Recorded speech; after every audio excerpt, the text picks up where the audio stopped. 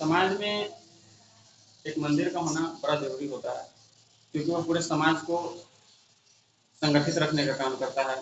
हमेशा धर्म को स्थापना के लिए जाना जाता है मंदिर को, क्योंकि ये मंदिर है, इसके बरामदे में ही जब भी कोई अधर्मी समाज में जब गलत करता है तो उसका पंचायत यहीं पे होता है, इस मंदिर पे ही। आगे सामने बरामदा है वहाँ पे। तो मंदिर समाज को संगठित रखने का काम करता है। इसीलिए आप लोग मंदिर में आया कीजिए। और कोई भी संस्था, कोई भी व्यवस्था बिना पैसों के चलता नहीं है। तो मंदिर में दक्षिणा भी चढ़ाना चाहिए, जो भी आपका सामर्थ्य है उस हिसाब से।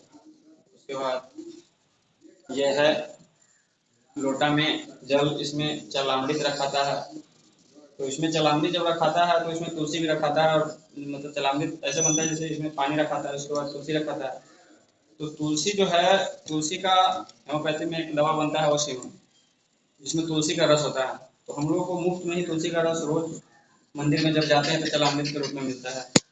तो तुलसी का फायदा ये है, जो तुलसी के पत्ता के रस से जो दवा बनता है, उसका फायदा ये होता है कि वो आपको मतलब हृदय प्रॉब्लम में, लीवर प्रॉब्लम में, स्किन इन्फेक्शन में, उसके बाद स्किन डिजीज में, उसके बाद आपको गंभीर खांसी में, उसके बाद आपको अगर कोई मेंटली डिप्रेशन है तो उसमें एंटी डिप्रेशन हार्मोन्स शरीर में तुलसी का रस बनाता है।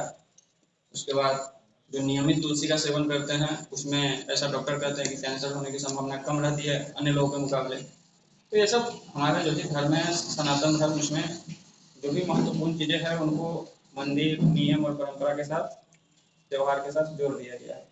इसीलिए हम चाहे कितने भी आधुनिक हो जाए, अपने जड़ों से जुड़े रहना चाहिए, अर्थात अपनी संस्कृति से जुड़े रहना चाहिए।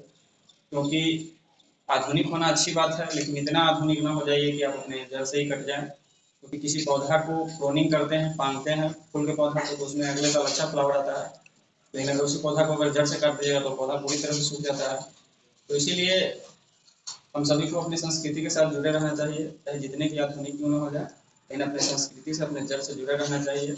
और मंदिर का समाज में बहुत बड़ा योगदान है, इसीलिए आप जितना संभव है उतना मंदिर में दक्षिणा जो भी है दान पत्र में दिया कीजिए। क्योंकि कोई भी व्यवस्था बिना पैसों के चल नहीं सकता है। उसके बाद पुजारी को भी भूख लगता है, कपड़ा चाहिए, यात्रा करने के लिए पैसा चाहिए, पुजारी को भी कुछ दक्षिणा दिया कीजिए। इसमें एक ये नहीं कहिए कि हम पैसों की बर्बादी क्यों करें, क्योंकि सनातन वो धर्म है जहाँ सभी महत्वपूर्ण चीज़ों को एक सूत्र में बांधा गया है, नियम और परंपरा में। इसी के साथ ही जय हिंद, जय भारत।